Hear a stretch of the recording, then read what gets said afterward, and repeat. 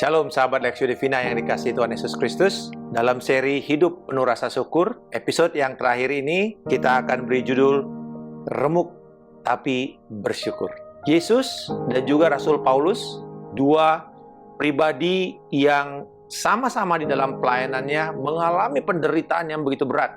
Dua-duanya memberikan satu ekspresi yang sama tentang rasa syukur. Yesus berkata di dalam Yohanes 14 ayat 1, janganlah gelisah hatimu. Rasul Paulus berkata dalam 1 Tesalonika 5 ayat 18, bersyukurlah senantiasa dalam segala keadaan untuk segala sesuatu. Kegelisahan dan ketakutan muncul karena kondisi rohani, kondisi moral, keberdosaan kita, tetapi tetap di tengah-tengah itu kita harus bersyukur. Bagaimana mungkin ini bisa terjadi? Mari kita lihat pada waktu Yesus disalibkan. Peristiwa ini di mana salib itu adalah beban yang terbesar yang bisa dialami oleh seorang manusia Allah.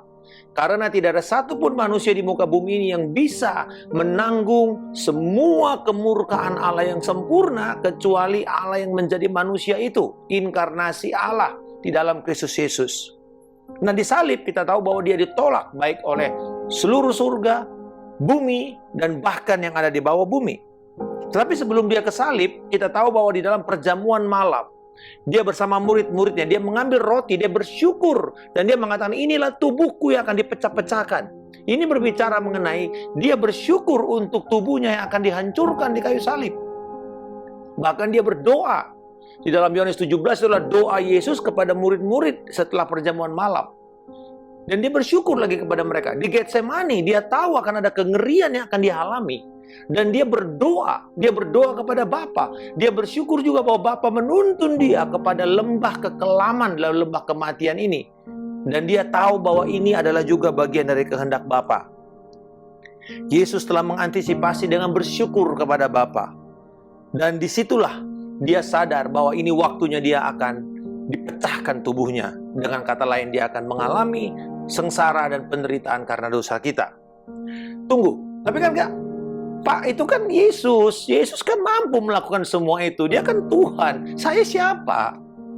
Sebentar dulu. Sebelum kita mengatakan itu sebagai alasan untuk kita tidak bersyukur, maka sebenarnya gini, kita tahu ini karena kita sudah membaca akhir dari kisah itu. Kita sudah membaca Injil itu, dan kemudian kita tahu, oh ya, akhirnya Yesus menang.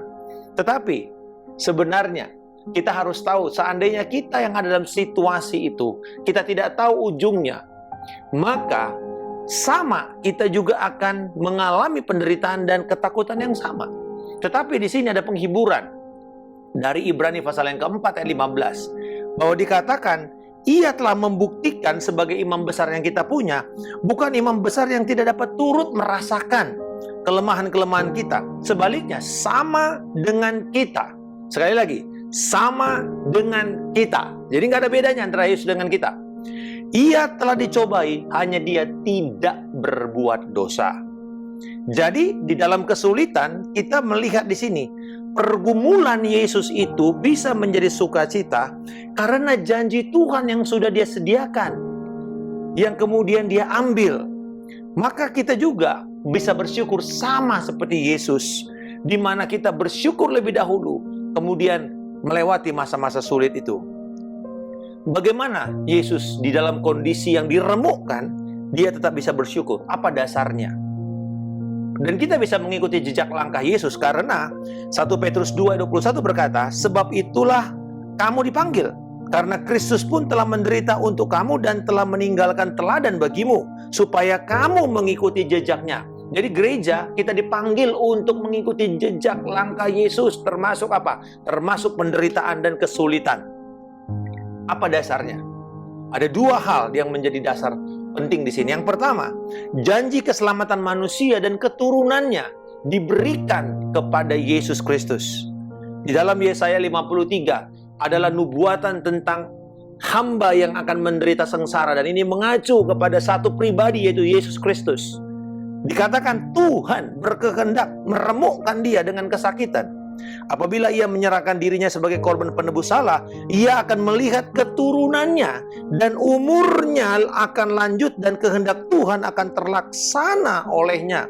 Sesudah kesusahan jiwanya, ia akan melihat terang dan menjadi puas. Dan hambaku itu sebagai orang yang benar akan membenarkan banyak orang oleh hikmatnya, dan kejahatan mereka dipikulnya. Jadi dia melihat bahwa saya bersyukur karena sekalipun saya diremukkan, tetapi hasilnya nanti adalah orang-orang mengalami keselamatan.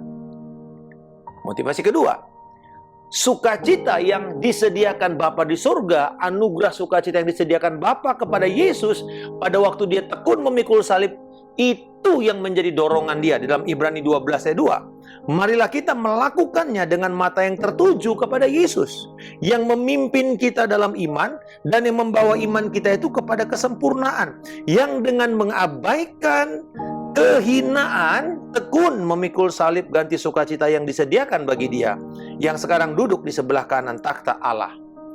Ini adalah alasan yang saya lihat Yesus bersyukur pada waktu dia memikul salib. Ucapan syukur Yesus adalah sebuah bentuk tertinggi dari penyembahan, didasarkan atas apa? Kepercayaannya kepada Bapa Sorgawi sendiri. Saat ini Yesus sedang berbicara kepada kita lewat firman-Nya di dalam Yohanes 16 ayat 33. Dalam dunia kamu menderita penganiayaan, tetapi kuatkanlah hatimu. Kuatkanlah hatimu. Aku telah mengalahkan dunia. Jadi bagaimana kita bisa bersyukur dalam kondisi remuk, kesulitan, dan segala macam hal yang buruk terjadi? Pertama, karena Tuhan sudah tahu sejak awal apa yang akan terjadi, dan dia tahu ujung daripada semua yang kita lewati. Di dalam Yesaya 46 ayat 10, dia memberitahukan pada mulanya, yang kemudian dan dari zaman purbakala apa yang belum terlaksana. Dan dikatakan keputusanku, rencanaku, dan segala kehendakku akan kulaksanakan. Tidak ada satupun yang akan terlepas dari mata pandang Tuhan. Tuhan berdaulat, itu alasan kita bersyukur pertama, sekalipun keadaan sulit. Alasan kedua, kenapa kita bisa bersyukur di dalam masa remuk? Karena di kitab Roma 8, Yesus mengingatkan lewat Rasul Paulus bahwa Tuhan turut bekerja dalam segala sesuatu untuk mendatangkan yang baik. Yang kedua, bahwa pada waktu masa-masa kesulitan, kegelapan itu paling buruk, dikatakan bahwa Tuhan telah memberikan kita menjadi orang yang lebih daripada pemenang. Filipi 1 mengajarkan kepada kita bahwa Ia yang memulai pekerjaan baik di antara kita akan meneruskan dan menyelesaikannya sampai pada hari Kristus Yesus. Bahkan kitab Mazmur sebagai pamungkas bersama dengan Wahyu dikatakan bahwa sengsara kita itu dihitung oleh Tuhan, didaftarkan oleh Tuhan. Bahkan dia menampung air mata kita di kirbatnya, di botolnya. Dan kemudian di dalam Wahyu 21 dikatakan bahwa dalam sekejap semua air mata itu dihapus. Tidak ada lagi duka, tidak ada lagi penderitaan, tidak ada lagi tangis dan air mata. Hari ini ada kabar baik. Percayalah kepada Allah Bapa, dan percaya serta berharap pada Yesus Kristus. Kita sama dengan Dia di dalam proses kesulitan demi kesulitan di bumi ini. Dan kemudian ingat bahwa janjinya itu ya dan amin kepada orang yang percaya kepada firman Tuhan. Maka ini akan meringankan beban kita melewati masa-masa sulit. Walaupun kita sedang remuk, tetapi sukacita Kristus itu akan tetap penuh di dalam hidup kita dan membuat kita bangkit oleh iman, dan akhirnya kita memberikan pengucapan syukur yang begitu besar, tertinggi di dalam sikap penyembahan kita, bahwa akhirnya segala sesuatu kembali kepada Tuhan yang berdaulat. Bapa di surga, kami bersyukur untuk keadaan kami. Sekalipun kami seperti diremukkan, kami seperti dilupakan, kami mengalami keadaan yang begitu susah, tetapi kami bersyukur bahwa Engkau berdaulat. Engkau telah lebih dahulu menyediakan karunia dan sukacita kepada kami, yang membuat kami bisa terus bertekun di dalam penderitaan ini. Dan Engkau akan mengubahkan semua itu menjadi baik, bahkan membuat kami menjadi lebih daripada orang-orang yang menang. Kami bersyukur bahwa Engkau yang telah memulai pekerjaan baik akan meneruskannya sampai pada akhirnya, dan segala kemuliaan, hormat, dan pujian penyembahan akan dikembalikan kepada Engkau. Biarlah keadaan sulit ini Tuhan akan menuntun kami dan menjadikan ini sebagai bentuk penyembahan kami yang tertinggi kepada Engkau. Di dalam penyembahan kami tahu bahwa air mata kami Engkau tampung, Engkau ingat, Engkau daftarkan semua penderitaan itu, dan Engkau hapuskan dalam sekejap. Di dalam nama Tuhan Yesus Kristus. Haleluya. Amin. Salam kemenangan. Saya Pendeta Markus Simanjuntak.